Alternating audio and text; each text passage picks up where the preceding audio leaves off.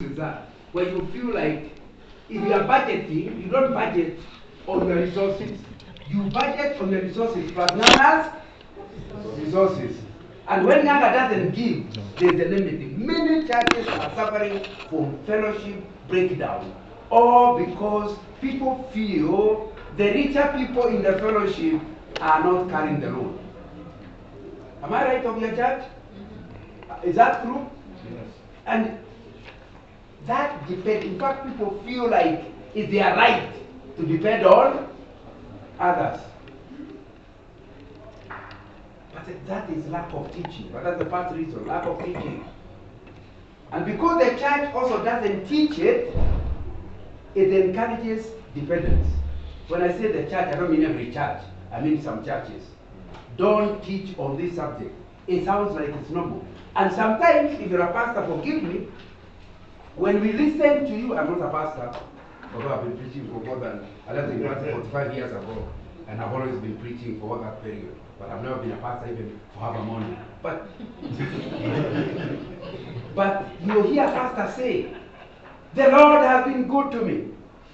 When I was in Switzerland, they bought me this suit. Suit is from the Lord. When I went to Australia, I got these shoes. That the Lord gave. And this tie, I got when I was in South Africa. Is it the Lord? Good. What do you think you are communicating to the congregation? You never hear a pastor say that I got this tie from the salary you gave me. I'm so grateful to God for the salary the church has been giving me. Look at the tie I bought. Whenever they are giving testimonies, it's about three things. Am I right so far? It's about free. So we have created an impression then that if you truly have the favor of God, you should not work.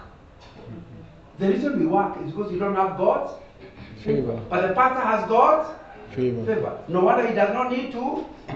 And he keeps giving favor. He is not aware the amount of damage he is producing in the church. Because when people are praying in the evening, after all that struggle, they wonder, surely, God, why can't you make me like the pastor? So he fasts more, he prays more,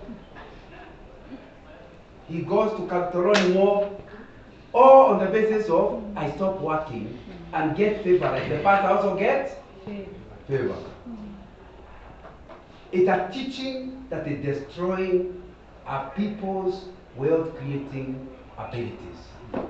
Because the moment you form that opinion, you can't work hard. Because if you feel like the reason I'm working hard is because I don't have God's favor. If only I had God's favor, I will not be sweating so hard. My business will not be hard to do. The reason I am suffering is because so the normal thing is getting free things. We believe that if we really are blessed, we must get things we have not worked for. And that is what we came to this seminar to deal with. To say that, my friend, the Lord says the opposite of that. He actually says that he blesses the work of our hands. And the reason we are not blessed is because you don't have God's favor, but because the Lord has nothing to bless. Because he is willing to bless the work of our hands. If you have done nothing, so how will you get the favor? It's not that the Lord is not willing to favor you, but there's nothing to bless. Because his theology, the theology of work, is that you actually take your time and work. I don't know. I went looking whether my books are available, but my distributor did not come. But I've written a book dealing with the subject we're handling today, work ethics. So next time you are near Scripture Union Bookshop, just pick up. And if you are international, you don't have to carry it in your bag. Just go to Amazon and look for the book by John Nganga. You will get the digital copy. Work Ethics by John N. Nganga. What I'm saying is what you will get in the book. Because I thought it's important that we actually deal with that. I've also, in trying to deal with that subject, written another book, The Christian Professional, Leading in the Marketplace. The reason I wrote this book was because everybody felt to serve the Lord, you better resign your job and go to the church. And because I've been preaching for so many years, when I say 45, it's not true. I started preaching. There's a team of a preaching team I started 1974. So in 2 years it will be 50 years since we started the team. And I'm still involved in high school. I come from Nyadaro, so we started it in Nyadaro. And the people now who lead it were not born when we started it. But I still get allocated missions to high schools by the team. So everybody says, Brother Nganga, when are you hearing God's call? I say, which one? Because God's call I had, and I've been obeying it, this must be your call. Because God has not called all of us not to work. Am I communicating? So my book talks about what does it mean to be called of God. And I say in my book that God can call you to make wealth. The church, 100 people in a church need only one pastor. The rest of that 99 must make enough money not only to pay the pastor, but to send missionaries. Am I communicating? Because again, 100 people, that's too much money for one pastor. So the important thing of the 99 working is so that you pay for the pastor the cost of running the church, plus you start sending out missionaries. And so I say that when you work in an organization, the critical thing you must verify are three. Number one, are you operating at a God's call? The same way the pastor says, God called me. An accountant must also say, God called me. You have no business to be in a career you cannot say you had God. Christians only do what God calls them to do. But because of wrong teaching, people think the only time God needs to call you is to be a pastor.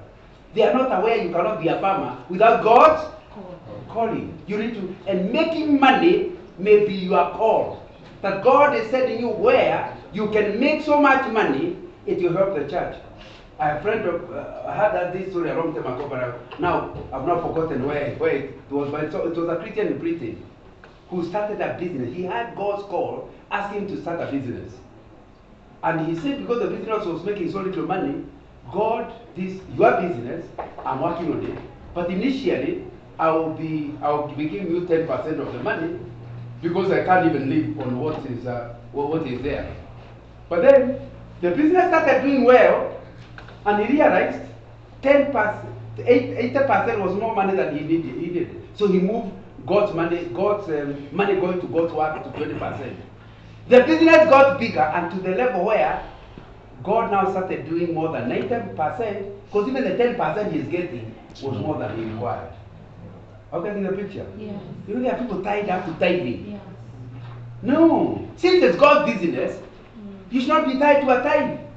You should be remaining only with the money you need for running your life. The rest of the money goes to God's work.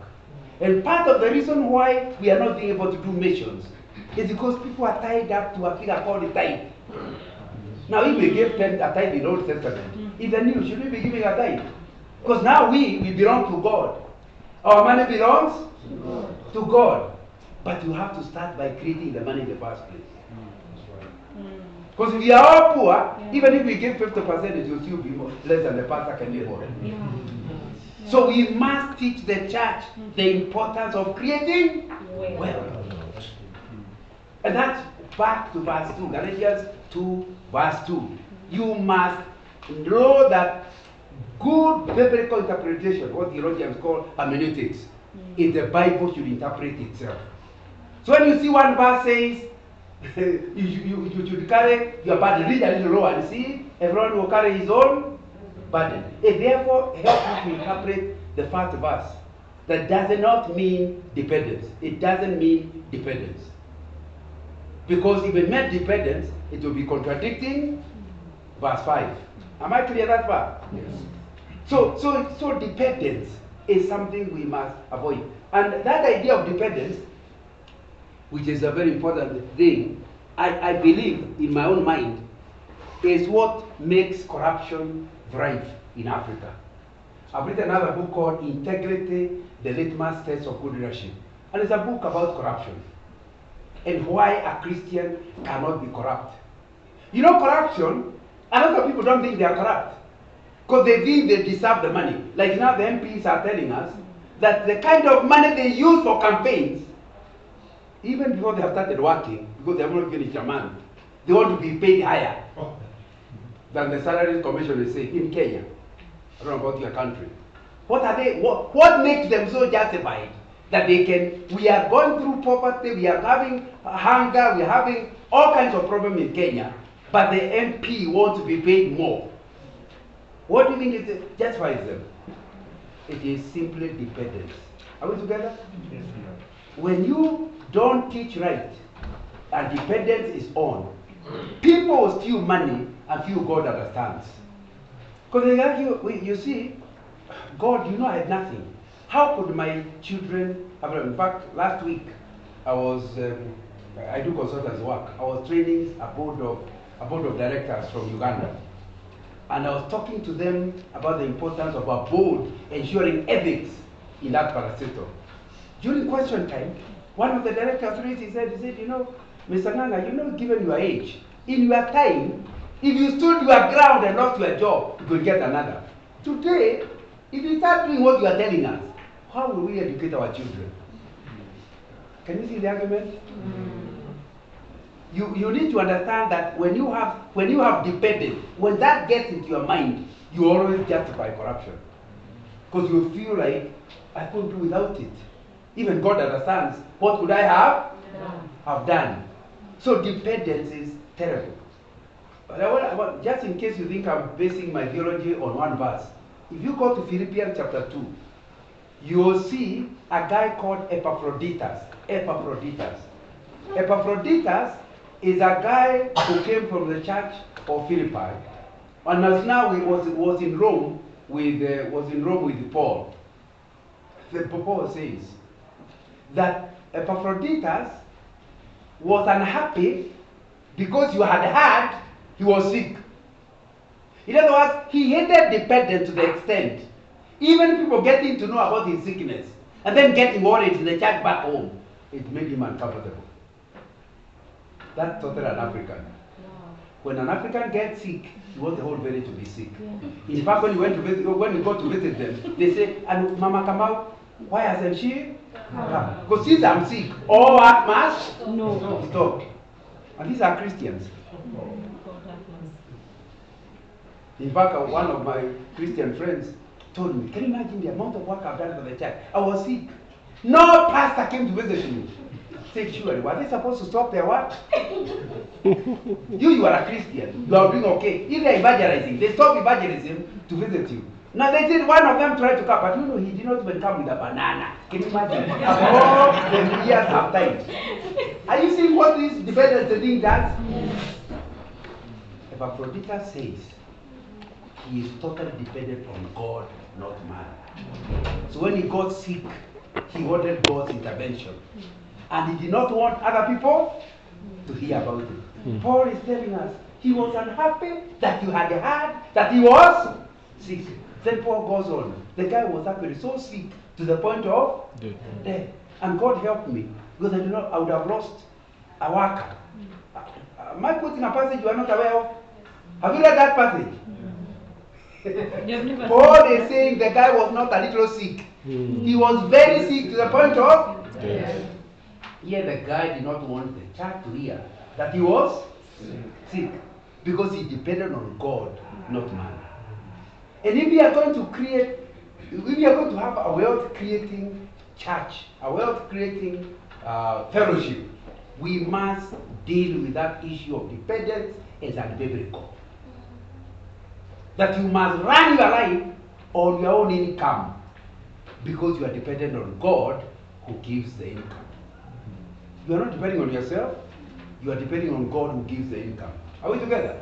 Yes. That's the first thing we need to understand and we need to deal with. That it's African, I agree. Depending on others, it's very African, but it's not biblical. There are many things that are African and biblical. The others are African but not biblical. So that idea of not having clarity, that's why even in churches, the pastor doesn't want to know his salary. You know, he wants to use money anyhow. When his bills are higher, he uses the church money. There is no system in the church. But he needs to live on a certain income. So they need to agree between God, the elders, and the pastor. They need to agree what the church can afford currently. Once you agree on the salary, the rest of the money goes for missions. Am I right? Yes. And that's why pastors like Paul should never be managing money. Remember when he wanted to raise funds to go to Jerusalem, he did not get involved. He told people our church is putting aside. Then he said, once the money is collected, we are going to Jerusalem to take it. But I'm not taking it alone. Select one of you. So that when we're dealing with the money matters, we will not only do the right, we will also be seen to be doing the right. You know the two are different. Yeah, you can be doing the right thing, but people start saying, where did the money go? Where did the money? So Paul said, not me. Was Paul a thief? No. It's simply that he was a person who dealt with integrity. Not only integrity because of the right thing he's doing, but even the perceptions that he's dealing with. My hope and prayer is that all of us will come out here totally hating dependence. What that means is that if you lose your job, you don't depend on other people. You actually spend time reducing your income. If you have been living in a house where you are paying 100,000 per month, you now can move to where you are living at 10,000 shillings a month. After all, you can move with your bedroom there. The bed is the same, isn't it? It's only going to be in a cheaper place. So you can sleep at night. It's only the outside may look different. And if the Lord wants to give you that experience, that does not mean that you will not return where you are. But there's an experience He wants you to take, isn't it? But many of us feel like, even if everybody knows I lost a job, how come the church is not giving me any support? Because we don't hate depending on others. You know, I had T.D. Jakes talking about how somebody challenged him. Because he told him that you live in a very good house. So he said, you're a pastor. So what should I do? Sell it. Let the money, let's give money to the poor. After that, you have not thought through. Now, T.D. Jakes and the others will be equally poor. So after you have helped after the money of the house is finished, you all will be equally poor. So who will help the other? You know, you can create ideology which is communism, but not biblical. So you can't start thinking that others must be poor so that they are practicing Christianity. What between them and God, obviously, we must ask: are they good stewards of the money God is giving them? So let's deal with that issue of dependence. It's unbiblical, and it's going to stop you from actually producing money. Once you are dependent, number one, you can't work hard. Because you see, you are relying on other people. So you don't feel like why should I push myself very hard? So you can't create wealth because you actually can't do your best. After all, even if the worst comes the worst, Nana is rich enough to support me. So when you have dependence, you actually can't work hard. Number two, when you are dependent, you end up in bad fellowship with others. Because, can you imagine, I'm such a rich uncle, he gave me nothing. Do you think that when your children hear that, are they going to like their cousins? No. You have created problems, and your uncle did nothing wrong. But because you talk in your family like your uncle owes you, your children start hating you. And the same thing happens in the church. That when you have dependence, you have very bad fellowships. And number three, when you have actually got dependence, you no longer worship God. You worship man. Because whoever is giving you, he's the one you see as God. Am I right? But when you depend on God, then verse 5 comes in. What does 5 say? For everyone will carry his own load, yes. Verse 2 says, we must carry each other's burden. And that's really what I wanted to bring home. That it does not mean, after such an emphasis on dependence, that you become independent. Independence is not biblical. It's not in the Bible. Where you don't care what happens to others. They have been told not to to depend on you, but you have been told to think of them. Carry each other's burden. Means, although verse 5 has told them not to expect it, you must persuade them to accept it. So when you see somebody's child is out of school, he should not come to you for school fees. But you who can see he is out of school fees, talk to God about what you can do to help him go back to school. Are you now getting the picture?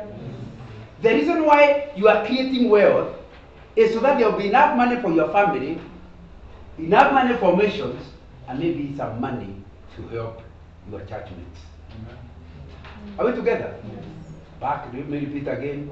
You are not expecting help. Yet you who cannot expect any help must be willing to help others. So we must be clear.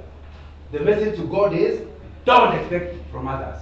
The same person, God, is telling you, but however, you must help others. So that in a good fellowship, people will be working very hard to create wealth. And when they have problems, they don't wait on others. But at the same time, you know the reason God is giving them extra money is so that they can help others. So that you need to, some people, it's a joke, but it's likely to be true. When people are in hell, they'll be asking each other, why are you here? Another one, why are you here? I know that because I've been locked up by the police. And we were mapusu in a place. And they started asking, why are you here? So I know people ask. I assume in hell to be the same thing. So that's why are you here? Me. I'm here because I really committed adultery with many women. Oh, that's why you're here. And you, why are you here? Because I depended on others. Same hell, same temperature. Because you see, the same Bible that is telling you don't commit adultery is telling you to carry your own load. So if you break one command and I break another, don't we end up in the same hell? Am I communicating? So it's important to understand that depending on others is as evil as being adultera or what are we going to call it? Adultera rest. Adultera rest. It's biblical. That's what needs to be understood. So you must work with your hands because God blesses the work of our hands. Having produced enough. The other person, and you, why are you here? No, one was adultery. The other one was depending on others. The other one was I never helped anybody. Same hell, same devil. Because they got rich, but they never bothered to help others. Are you getting the picture? Yeah. So that all of them, so you don't do one to exclusion of another. All the three are your commands. God's commands. If you are going to live by it, brother. Now that introduces me to the subject of today. I think the big problem, because you're talking about the role of the church in economic empowerment. My problem has to do with somebody somewhere in history taught the church that discipleship means telling the new believer to have assurance of salvation. Even you, when you got saved and somebody was doing you follow-up, they told you about prayer, then they told you about, what did they tell you? Assurance of salvation. Another one? Bible study, Bible reading. Another one? Prayer. Yeah, prayer. Now, after that, they say, now you are mature. Be on your own. Now go back to the Great Commission in Matthew 28. It says, go to every corner of the world. And make. You preach the gospel. If they believe, those who believe, that's only step number one. After that, you must teach them. What? Not those 5 things. You must teach them whatsoever I have taught you. And Jesus taught many things, isn't it? So discipleship, and I had it from Dr. Kisek, the head of Korah, talking in a group not too long ago. Discipleship means helping the new believer to live his life in a biblical way. Because the word is whatsoever, isn't it? It therefore means that in a church, the pastor must know that he's supposed to teach women how to be their wives. It's a discipleship issue. Because Jesus talked about it, isn't it? So you must teach about being a housewife, being a husband, being a child. All in the Bible, isn't it? It also talks about how to be an employee. Isn't that the message of Colossians? Now, so, but you don't hear this subtext in the church. It's also talked about making wealth. That's in the Bible. That's Jesus taught about it. The view of money. Money, Mormon is when we want to think negatively of it. So in fact, some people even change and say, hey, money is the root of all. Is that in the Bible? No, it's not in the Bible. It's the love of money. Yes. And the two are very different, isn't it? Yeah. So we don't teach. So somebody actually believes it. Because there is no discipleship happening in the church. When did you last hear a spiritual Pentecostal guy telling people how the scriptures teach about God blesses the work of our hands? Now, you know, that's really what the problem is. A misdirected discipleship process where we don't teach people, even what I've just been talking about. It's not taught. You go to 1 Thessalonians chapter 5, chapter 4, verse 11 and 12. And can somebody read it for me? Just to hear about this discipleship of money is a discipleship supposed to be taught in the church. And it's actually not necessarily taught. Who has found it? What verse is it? You are reading verse 11 and 12.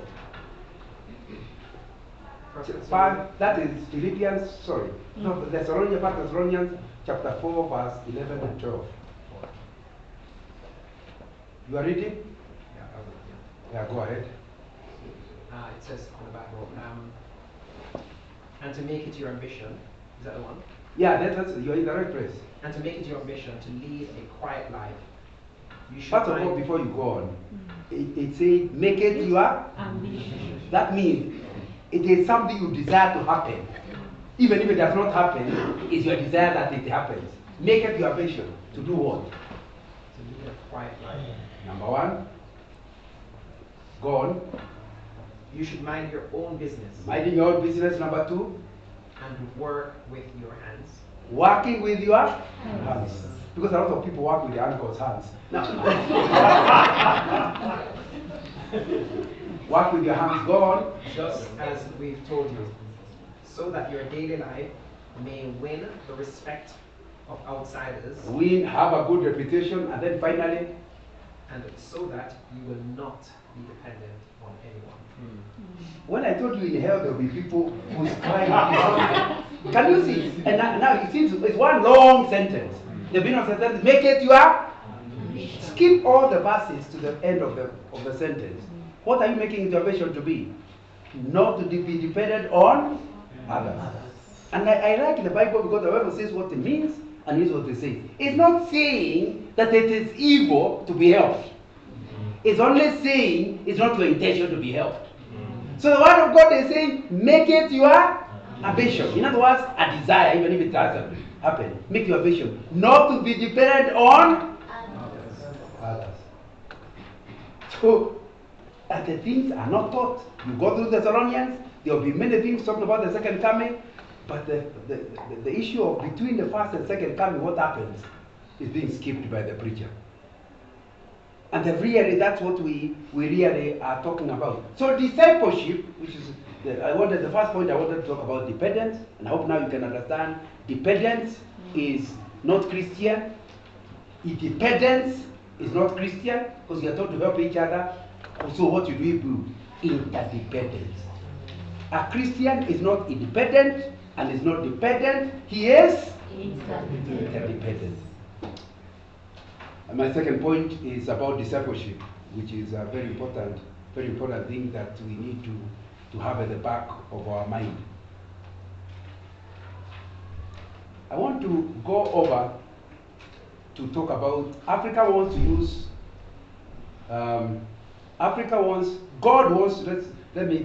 God wants to use Africa to evangelize the world. That's what we were told by Dr. Guido on, not yesterday, isn't it?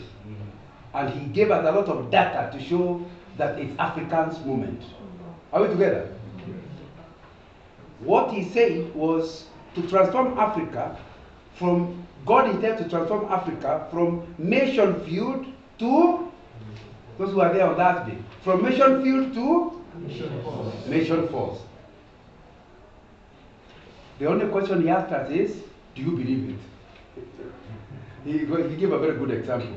He said, you can actually ask your son, how was the exam? I did well, Papa, but in his heart, he believes he failed. So he can't sleep at night. But what he is saying is positive, but in the heart, he believes something different. And so Dr. Gido told us, do you actually believe this? And he told us that in 2018, Africa became the largest population of Christians in the world.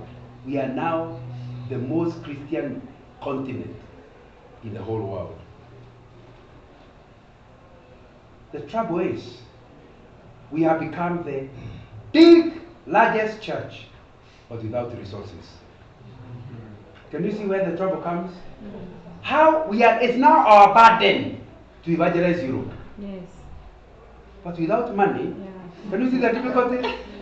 Yeah, because you must go. You can't go, you know, whoever pays the piper determines the tune. So you can't land in Germany begging, Yeah. say, when you get saved, give me money. It's not on. Even the first missionaries who came did not wait for Africa to give immediately. Am I right? So if you are going to go to Europe, you must be properly resourced from Africa. Are we together? Yes. But I like the emphasis that Dr. Wangai gave. If you go to Europe, don't go as a missionary, go as an engineer. And out of your salary, that means you are financing yourself. Start witnessing to others. But we need an Africa that accepts, believes number one, and accepts the responsibility for evangelizing the world. And for that to happen, our discussion today will become very important. Africa must stop being dependent. If you are to deal with Europe, it must be interdependent, not dependent. And that will be very important. Yes. When you talk about wealth creation, and I want to, like I said, I want to involve people. Would you like, my sister, would you like to read what is on the wall? Okay, wealth creation is economic activities that generate profit, that increase income. Poverty, in some cases, is related to a group. Those are two sentences. Yeah. Economic activities that generate profit, that increase income, full stop. Then poverty, gone. Poverty in some cases is related to a group's belief system. Are we together? That what we are saying right at the introduction is the reason we are poor is because we believe we are poor. The reason we are poor is because of wrong theology. And the work of getting correct theology into Africa belongs to who is responsible to give us the right theology? The church. And not the American church, ourselves. Because American talk, he says you are being proud. The right person to tell Africans to stop being dependent is an African. In fact, the right person to tell Africans to stop being dependent is a poor African. Am I communicating?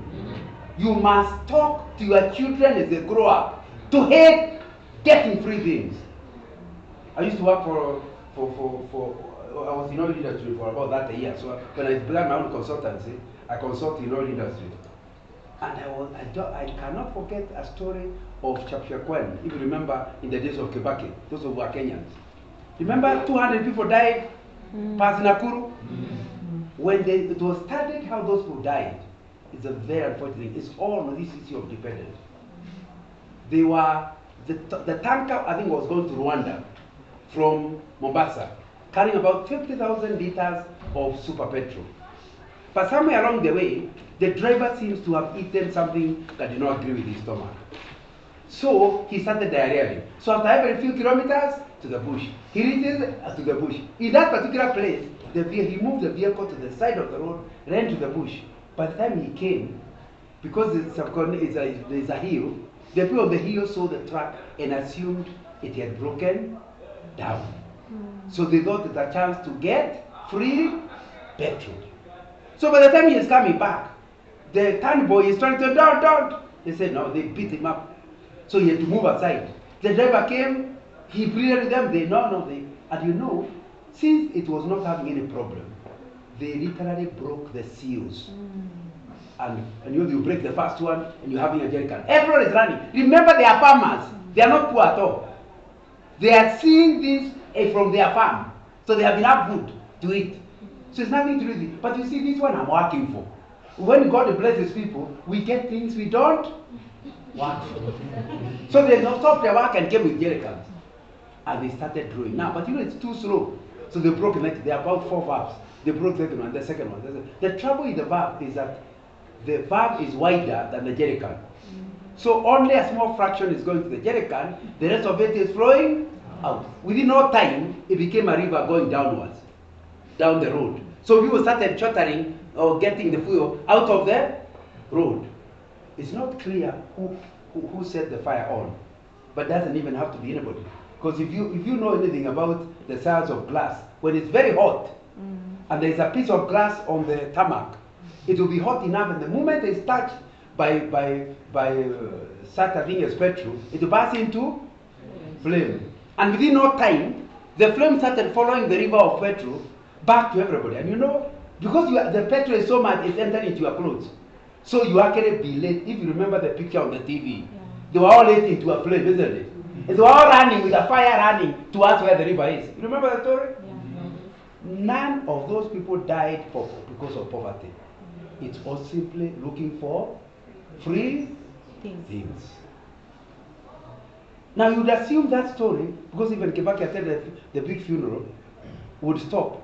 The next time, I think 2 years later, it was somewhere, what do you call that, that place where the fuel came from the oil company's depots, and they started, it was late, and a whole village. Sinai. Remember Sinai? Yeah. Again, if you read the story in the newspaper, it's not the poor. People left their work, where they were earning.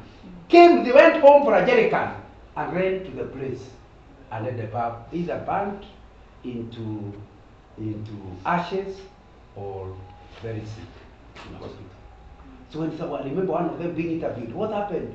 You know, my friend car rang me to tell me to come quickly. There is free petrol.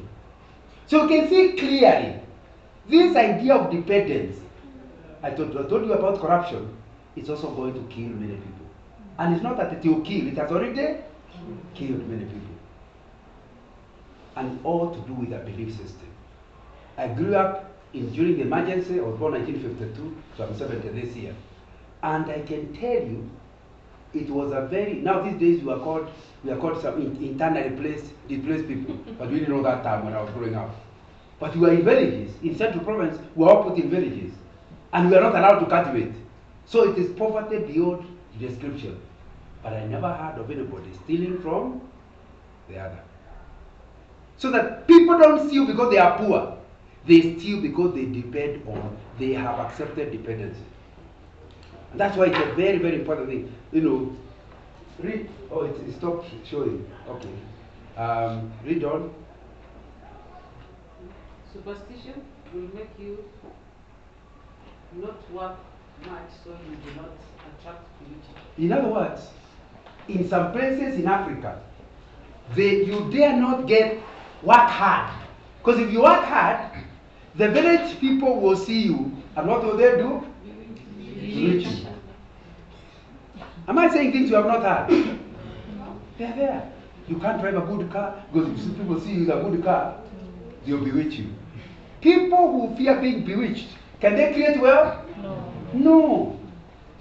And Masika, who was mentioned in this conference somewhere, ICM in Ukambani, he calls his mission that our work is to remove relief food. He started the whole mission just to remove food. He said relief food is a distraction. The moment you are used to relief food is when you harvest, you eat it all. After all, when there is nothing, you will still get relief food. You don't plan for your food. So it is the work of the church to teach these things. Because who else can help people to come from witchcraft? Read on. So acknowledge that wealth creation is a godly gift. Go on.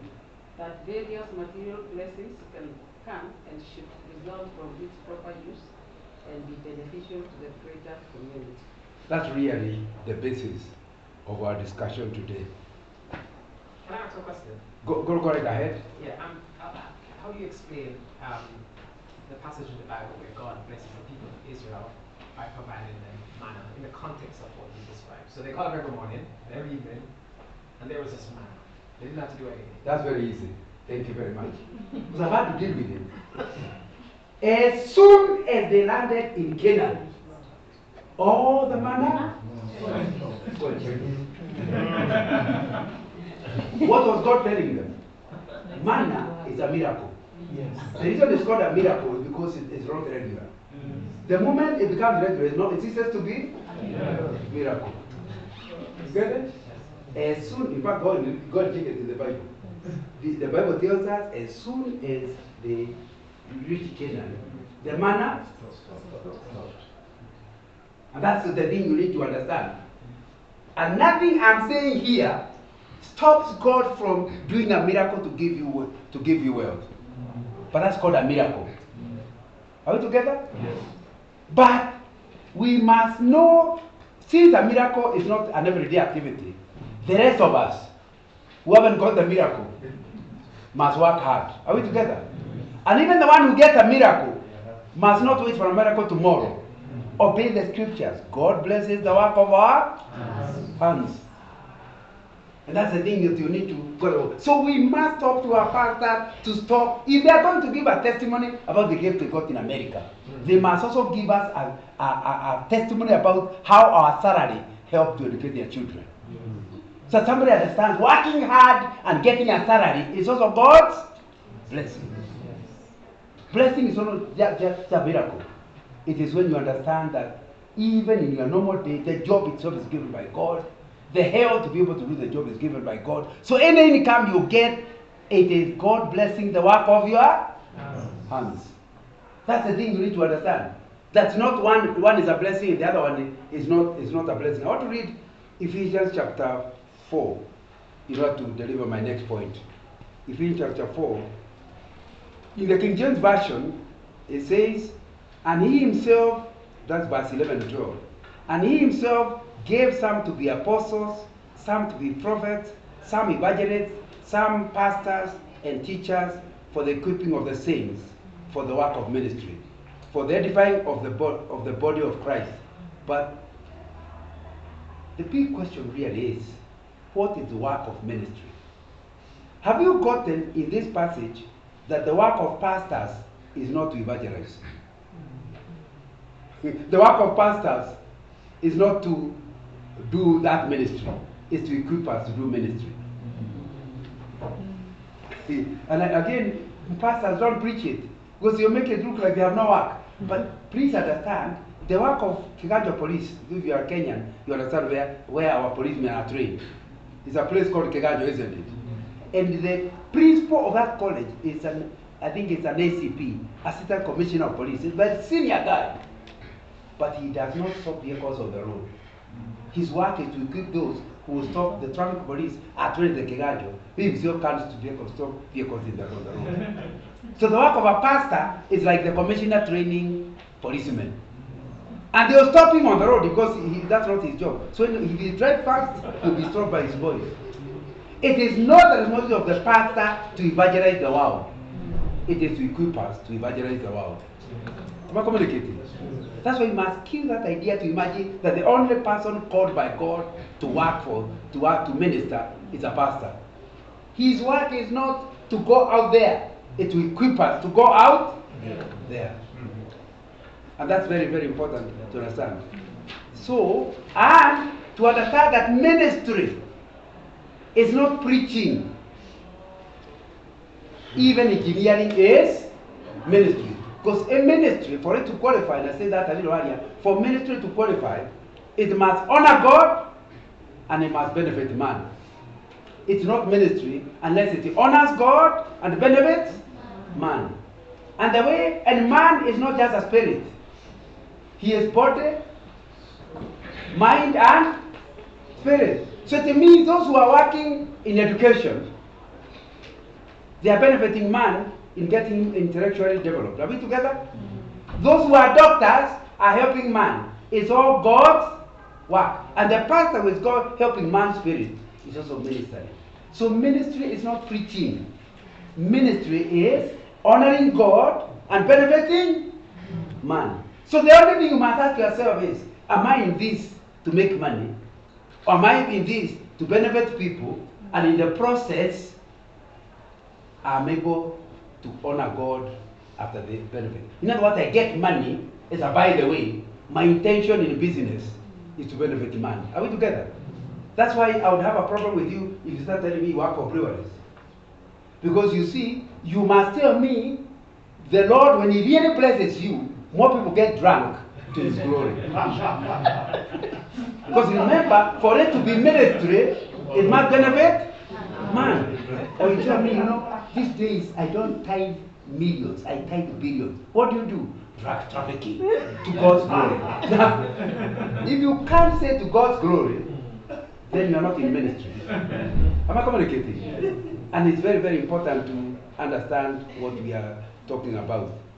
And economic empowerment, therefore, from what I've said, shows Christians how to become a force for revitalization in their community by means of economic empowerment, by becoming involved in the everyday economic life of their communities.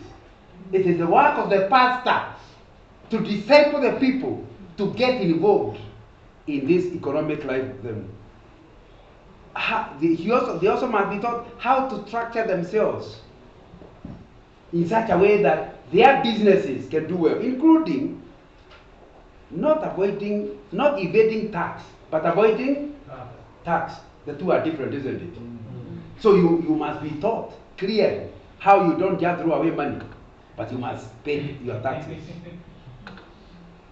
You must also be taught how businesses can operate without jeopardizing their tax exemption status. Learn how that is done. And they must also learn step-by-step guidelines for implementing ancillary operations, such as how to invest in real estate. That's your part of discipleship. Are we together? For example, if you are really employed in a job, you cannot at the same time be running a matatu. Because if you run a matatu, during office hours, they are telling you, tumekamatwa. Sasa tuko kwa police. Now, are you then at that time working or running to the police station to rescue your vehicles? Now, but there's something called passive wealth creation. What is passive wealth creation? It is out of your salary deciding, I'm earning 100,000. 30% of this, I'll give God 20%. I'm still left with 70%. And I'll pay taxes another 25% maybe, or 20%. I'm still left with about 55-60%. At that point, you start asking yourself, what do I have to live on? And you can see clearly, you can leave 10%, 20%, not to use, but to create wealth. Am I communicating? Because what you use to pay your school fees, that's not creating wealth. That is using the wealth. But you can have money where you invest. For example, if you take 20% of your salary, that's 20,000 every month, and you start buying treasury bonds. If you buy a treasury bond, you are assured that man will give you, sometimes you get even to 17-18%, and you don't do anything. You just buy them, it's government, you are lending to the government, isn't it?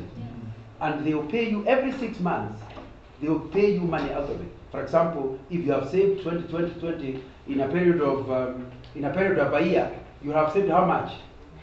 100 and?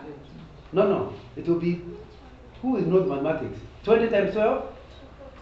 240. Almost $250,000. Am I right? Now, can you put that in and you are getting 17-18%? Can you see the kind of money you'll get? And they'll pay you every 6? And there's no risk of losing it, unless, of course, there's no Kenya again, or there's no Rwanda again, wherever you come from. And yet you are still earning your salary. The kind of money that, because if you have invested it for 10 years, you don't get your money back, you'll be getting the 16 or 17% you are getting. That is again money you can tithe again. Am I right? Can you see that if you don't teach people right, they eat everything. In economics, we say their MPC, their marginal propensity to consume, is 100%. That means everything they earn, they eat. And they are being told, surely, that your brain is smaller than that of the ant. Don't quote me, quote Proverbs. Look, it says the brain of an ant has the capacity to know the difference between summer and winter. And so, whatever they are getting during summer, that is the time they are able to run, must be the money they invest so that they can use it during winter. So you don't use it, you don't eat everything. You are not meant to eat your whole income. You are supposed to be putting some, not saving, because saving is not enough. Saving is putting money aside for a rainy day. But that should not be much money. Investment means you put it where, even if you wanted it, it's not easy to get it. Because in Azar, it's giving you new income, additional income. That is part of the church to teach it. And you know, in Kenya, when I was younger, you could not invest in treasury bonds. Why? They wanted you to pay 1 million shillings. Where can you get 1 million shillings? It's during Kibaki he broke it. Even if you have only 50,000, now you can buy treasury bonds or treasury bills. Am I right, Kenyans? they are even trying to start one where you can save by M-Pesa. So for you to be telling me because you are earning 40,000 shillings a month, you are eating all of it, is to tell me you have not been discipled properly. Because we don't save because we have enough money. We save as a principle. The same way that we don't tithe when you have excess. We tithe as a principle. So when you are earning only 10,000, you still tithe. You still save. You still invest. And when you earn 1 million per month, you still tithe. So you don't invest because you are rich. You invest because you made a decision a long time ago that part of my money will not be for consumption. So you must lower your standard of living to release some money for investment. And then out of the investment, you do not, some pastors even teach us that they tell you when you get a loan to invest, that you tithe it. That's not in the scriptures. You only tithe. When you planted the seed, you didn't tithe out of the seed. You had to harvest, and the harvest is what you tithe from. So when you hear a pastor telling you to tithe out of a loan, he's a thief by a different name. Because it's not scriptural. You cannot tithe out of a seed. Nowhere in the scriptures is that allowed. To tithe out of a seed. So if I loan you my money for you to invest, 100,000, tell me, Brother Nganga, I tithe. What? You are supposed to invest it, then out of the investment, there will be enough money to pay me back and to also make profit. Are we together? Yeah. And that's really what we are talking about in this. You know, I've run out of time. I have a timekeeper here. I wanted to just tell you that what I'm teaching today was lost to the church for many years. And one of the things that happened when you got Martin Luther rediscovered the scriptures was to rediscover that God blesses the work of our hands. Amen. Because, and you know, unfortunately, we are Catholic, forgive me for putting it, but if you know, today, South America is a third world country. All of them are third world. Am I right? The last time I checked. North America are all first world. Whether Canada or US, they are called first World. First world. Why? Because you see, both of them came from Europe. The difference is, the people who went to South America were Catholics, and they had not accepted Martin Luther's theology. The ones who went to North America were Puritans, and they were following Martin Luther's theology of work. And that belief system only made one a first world and the other one a third world. All because of belief. Why? And I want us to have a discussion time, so that's what I'm trying to think. It's because Martin Luther started giving value in work. Earlier, the culture was like, the work is for slaves. Martin Luther says all of us are supposed to work. Number two, he taught that there is no difference between secular and spiritual. You know, that's a thing. You know, I'm in secular work. And you? Clergy. In other words, and the people, that's why Clergy people are pleading with me. Haven't you heard God's call? Because God cannot call you to sell petrol. He can only call you to preach. So if you are selling petrol, God has not yet called you. But you know, it's not in the scriptures. Look at Colossians 3:23. Whatever you do, it's saying, work at it with all your heart as working for the Lord, not for human beings. In other words, and I'm repeating myself because I already told you that, God, you can work for God without necessarily being a preacher. When you fulfill the earlier things that I talked about.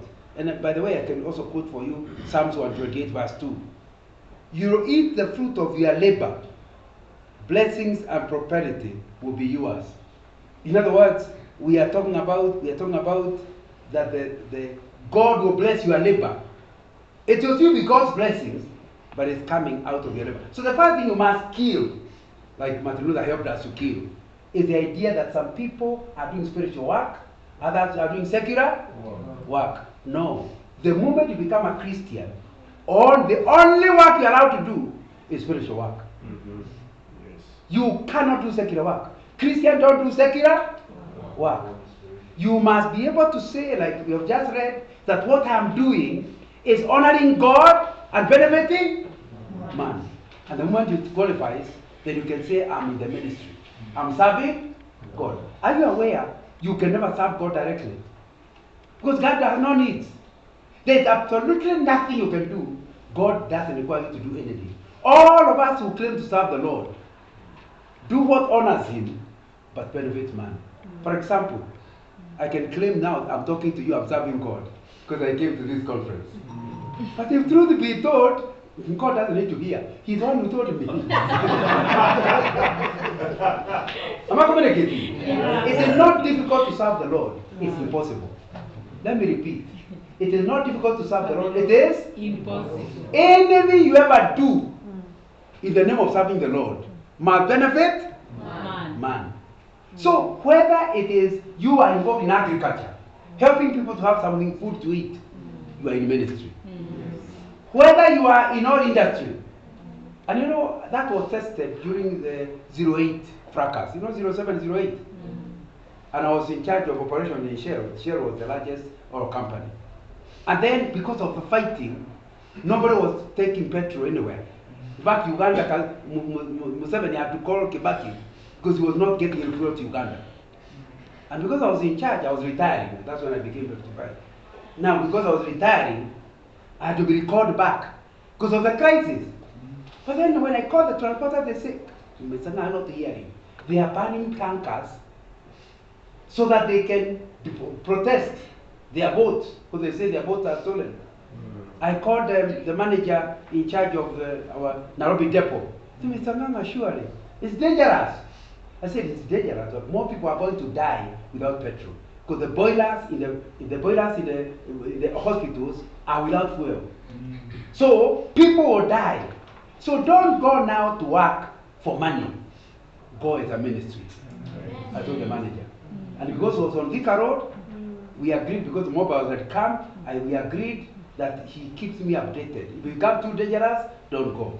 And so instead of going direct to that area, he came all the way from Thika Road to Museum Hill, turned again, followed where there are enough number of police, where General Motors, and entered the depot from there. Finally, he told me, I'm here, but I have no workers. It was my job to plead with the people for them to agree, including transporters, to say, I know it's dangerous, but in case it is able to arrive, can you imagine, to save people from dying? People are coming with arrows. They need to be taken to theater, and the theater can't work. And we are able, Shell tanker is the first tanker to arrive in Kampala. Because we are no longer working for money. We are simply serving the Lord. Okay, to the point. When I remove the issue of salary, because obviously this is risky, people resign. But once they understood we are dealing with ministry, people are willing to do it. And from then onwards, I understood. The one thing the church must do is to turn people, not to think that when they teach Sunday school on Sunday, that's when they are serving the Lord.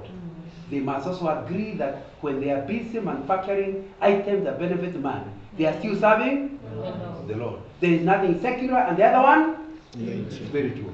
And I think it's very important. The other thing I wanted to mention is that laziness is something we must fight. Are you aware there are more verses in the Bible against laziness than those against drunkenness? If a drunkard entered here, I'm sure the strong young men we have in here would get him out. Am I right? But some people sitting even next to you are lazy. But there's nothing, there's nothing you are doing.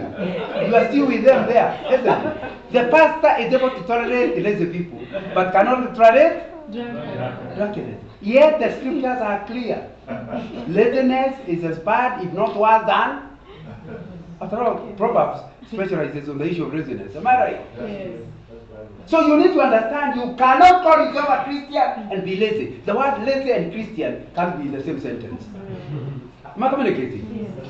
And we need to teach it. Discipleship means we must teach people to understand laziness is a way of booking a location in hell. It's a way of disobeying God. Are we together? Amen. And it will be critical that is taught. And I'm trying to see what we can do.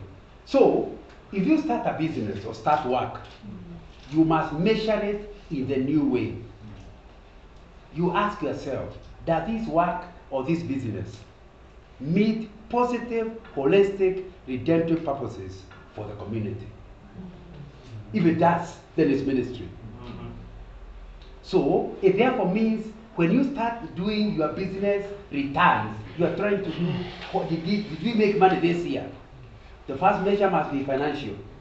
Was the income more than expenditure? The second one is social. Did it benefit my customers? The third one is spiritual. Did it give me opportunity to help people to know God? Businesses will do that, isn't it? That's why we call it business as a mission. Number 4, did it preserve environment? Or did it destroy environment? And that will be very, very important for us to look at.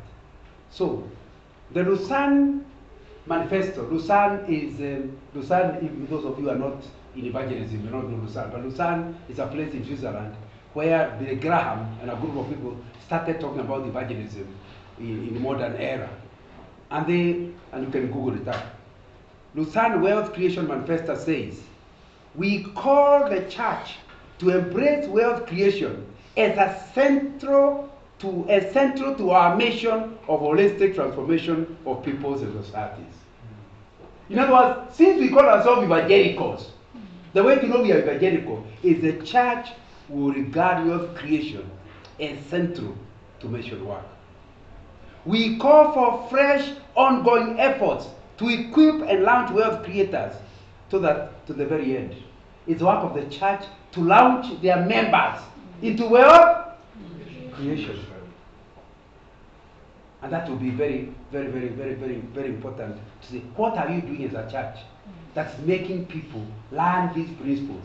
And therefore, on a continuous basis, they are creating more and more wealth. And because they are creating more and more wealth, and they are measuring it the way I've told you, more money will go to missions. Next, we call wealth creators to perseverance. You must teach your people, money will not come in the first day. Perseverance, diligence, using their God-given gifts to serve God and people. That's the Lausanne Manifesto. But why do Christians shy from being rich, making wealth? The issue of wealth creation is too often neglected or misunderstood. It's the first thing. It's not taught. The responsibility for this goes to us who speak. Many people have never heard a sermon about that God is the one who creates wealth through you. After all, that's what he's saying in Deuteronomy 18. I'm the one who gives you power to make wealth. One major stumbling block is the one I've talked about. People thinking that when they are making wealth, they are doing secular work. We need to see that God's concern are holistic, and so is the mission of the church. So many Christians hear little teaching, little preaching, or even little discussion in the church about the activities that engage the greatest proportion of their time in between times of worship. In other words, the pastor of 100 people is one pastor. He stays in the church. And there's enough work, counseling people, doing all that, visiting the sick. The 99 are at work. Yet when they come on Sunday, the sermon is nothing about what they do from Monday to Saturday. Are you getting the picture?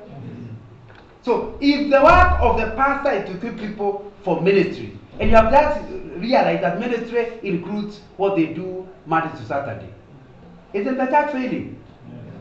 It's failing. So many Christians hear little teaching is what they are saying. Other reasons include the perception of corruption in the business world. Oh, I can't go to business, it's corrupt. Now if it's corrupt, it's not the business corrupt, it's the people that are corrupt. Just like they also talk about you can't go into politics. Politics is corrupt. But politics is not corrupt. Otherwise, I gave various talks in various places before our elections. And I kept telling them, an engineer may not argue biblically whether he is serving the Lord, but a politician can. He will take you to Romans chapter 13. He says, Romans 13 says that the governor is God's servant. Have you read it? Yeah, so politicians who are the ones who govern us are God's servant. But those things are not mentioned. It's corrupt business. Therefore, people do not want to do this. So, as I finish, we must teach what is called the Protestant work ethics. We must see, and you can Google it up. There's a lot of information. It's also in my book. I included it. First, in this Protestant work ethics, first we have seen that the idea of work as a curse is not biblical. You know there are people who think work is a curse, isn't it? And I'm able to show in the book, and you can read it to yourself, that the curse is in chapter 3 of the Genesis, and work is in chapter 2. They were put in the garden to do what? To work. Then they fell in chapter 3. So work did not come, it was much more difficult, but work did not come after the fall. It means that we were created to work. When you don't work, back to my story of hell. You ask, why are you here? For me, I slept with many women. And I never worked. Same temperature. All of us were created to work. In fact, the matter is so serious. Paul is saying, if you don't work, don't eat. And if you don't eat, you die. Am I right? So you can see why someone will go to hell for not working, being dependent on others. So it's very important to understand work is not a curse, and that's what the Protestant work ethic teaches us. Encourage work in a chosen occupation with an attitude you are serving God is again part of the Protestant work ethics. That's not just in pastor. Every work that honors God and benefits man is serving God. In other words, your work is a point of service to God. It will give you earning, yes, but it's also pleasing God. So, okay. I'm just finishing. So we are all saying you must view work. Sorry, what did you show? 5 minutes. Stop. They say stop. Yes. Okay.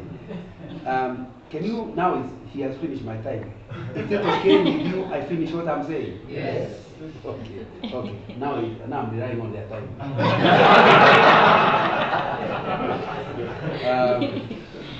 So the other thing is, you must only go to the kind of work you can say God has called me. God has called you to it, and so you do it as His calling. Next, avoid placing greater spiritual dignity on one job opposed to another one. It cannot be that the pastor is more important than the engineer. Both of them are serving God. So, for example, being a doctor is not spiritually better than being a pastor, or worse than being a pastor.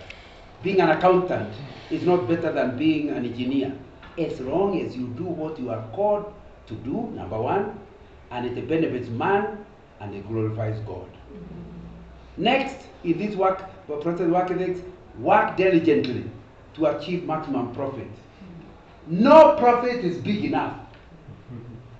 You cannot work and say, there's a book that encourages young people, work so that you retire at the age of 40. It's unbiblical. We have to work until we die. Am I communicating? Yes. So, because you see, if you get more money, you are able to give more formations. Am I right? So, at what time will you stop working? If you become a billionaire, you are able now to you don't give millions, you give Billions. Are we going to run out of places to use the billions in mission work? No. Can you see there isn't a place? I told you I'm 70 this year. I still have to work. Am I communicating? And I don't work because my pension is not enough. I work because I'm biblical, not to work. Am I communicating? And I think that will be very, very important. You should be involved in serving and invest in saving. Now, I think we have also covered that. According to the present work ethics, you must be involved in saving and investing of profits. Expand by putting back into one's business the profits you are making. Don't eat your money. Let your MPC, marginal profit to consume, let it not be 100. You must save and invest. And it's not something you choose. It's a biblical teaching. Don't have a smaller brain than an ant. So, however small your salary, learn to save and invest. It's part of it. And I could go on, but I still wanted to allow some time for discussion. But I can say you can get my books from Scripture Union Bookshop. If you go to Scripture Union Bookshop, you will find where it is. Or you can just go to Amazon. Or go to my website and you'll get the link. My website is my name, www.johnganga.org. You will go there to give you a link to any one of these books and you can follow it up so that what I was unable to cover, you can actually read for yourself. We are ready for question time. There are some of your, sorry. Oh, you start here. Sorry. Okay. There are some of your teaching on YouTube. Yes. You go to YouTube account, John N.N. Nganga. My YouTube account is John N.N. Nganga. And you'll find I've spoken a lot on this topic. Okay. Yeah.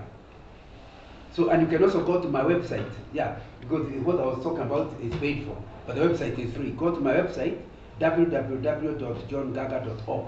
Every Monday, I throw an article. You'll find a lot of articles on the issue of money making. And I've been doing it for 5 years, so you can imagine how many articles we are talking about. So go there. If you actually subscribe, then every Monday when I send a new article, you don't have to go to the website. I don't ask me how it works. But once you subscribe, every time I put the new material, it automatically comes to your email.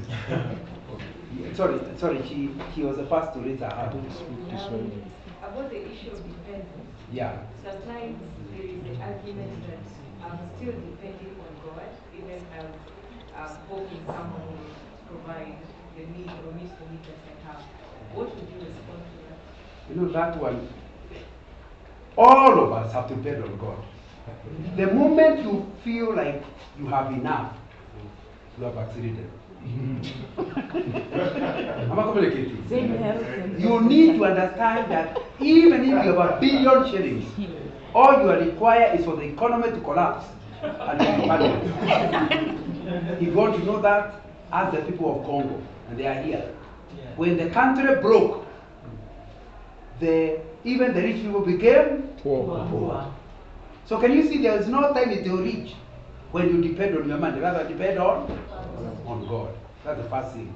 Number 2, we agreed that even if you are depending on God, God can intervene directly or he can use your uncle. So when your uncle does not respond, you have no quarrel with him. Because you are not depending on your uncle. You are depending on him. When your uncle responds, you tell him thank you, then quietly tell God thank you. Because you know it's not your uncle, it's God who touched him. So it means you have no quarrel, even if they are eating chapatis and you can't even afford ugali. You have no problem with them because the Lord has not yet touched them. The moment he touches them, they will pass some chapatis your direction. Because you depend on God. Can you see the difference? It's narrow, but can you see the difference? Yeah. I think my question is different, but you answered through her. Yeah.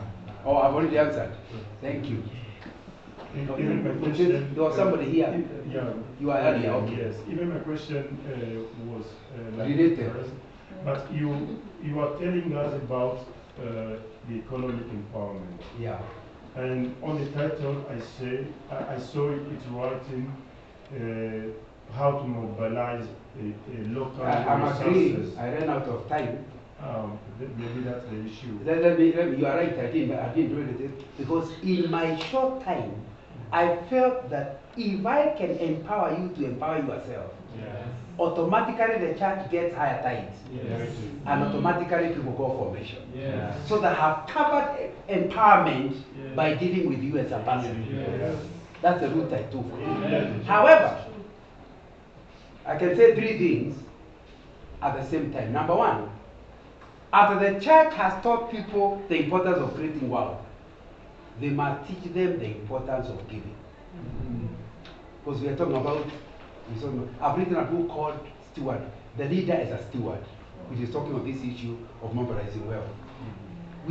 Stewardship has not been taught.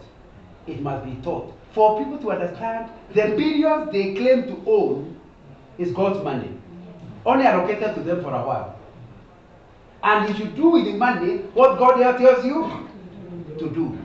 So that in that, so that's the second thing, we must teach people giving and stewardship.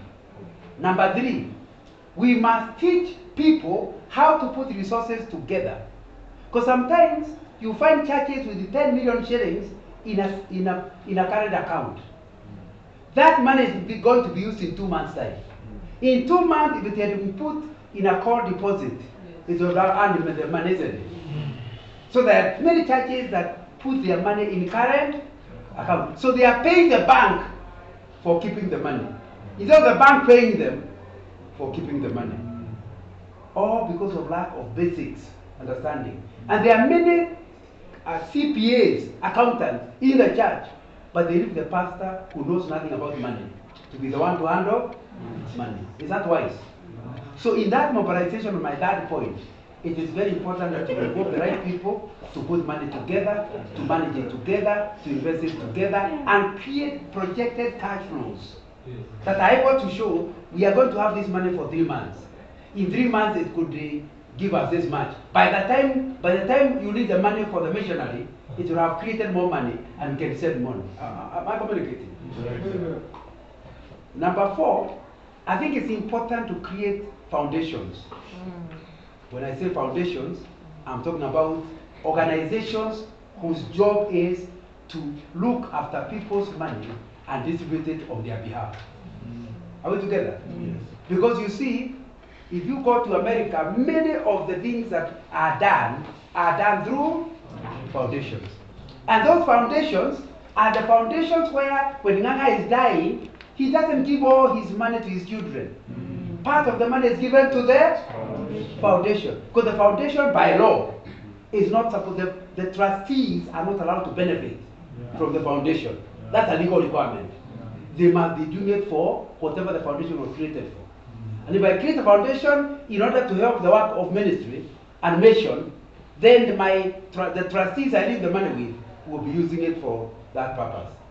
And it means when you do that, you are slowly, from the beginning, increasing the amount of money available for mission work. But the most important of that is, even if you go to the mission field, teach the people from day one to be givers rather than dependent. If you teach them within no time, the new church will no longer require the home church to be supporting it. Are we together? Because they learn right from the word God, not to depend on others.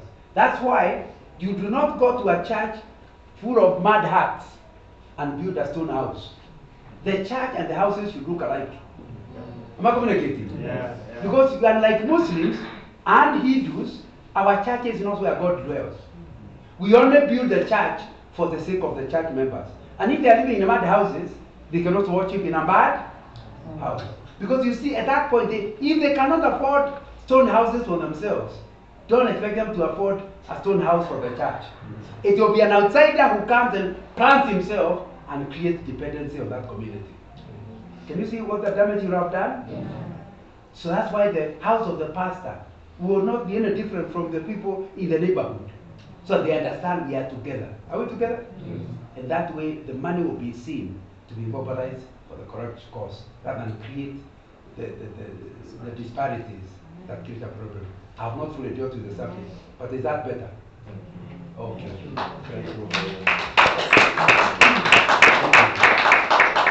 Brothers and sisters, it's a wonderful presentation. Let us clap once again.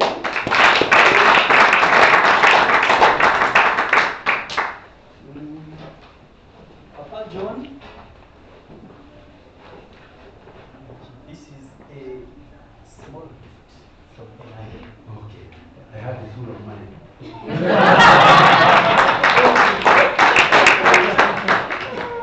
We ask to our mother to lead us in a short prayer, please. Let's pray together. Father God, we want to thank you this afternoon because of the way you have revealed your word to us in a very different way today, Lord. Even in terms of working with you, wherever we are, in whatever we do. But Lord, we need to know that you have given us the capacities to be able to even make work out of what we do, Heavenly Father. So I pray that this would be very personal to each one of us in the way we are going to do our things, and even the way we are going to support our pastors and the church at large. That Lord, whatever we get is not for us entirely, but even to support others and to be interdependent, Heavenly Father. We want to have those relationships that will please you, so that even when the time comes and you call us home, Father, we will have done what you sent us here to do. So we want to thank you for Mr. Nganga, who has really expanded this and taught us. And Lord, I pray that you continue to bless him, continue to bless his ministry, and also even bless the work of his hands. Bless the work of all our hands, Heavenly Father. Bless even LIA, Heavenly Father. We want to thank you for this ministry that God you began, and it is giving all of us a desire to serve you in various ways. So we bless you and we worship you as we disperse us with your love and your peace. In Jesus' name we pray. Amen. Okay, please go and enjoy your meal. Thank you. Let me let you my sales girl. Yeah, I will. Now, this lady can give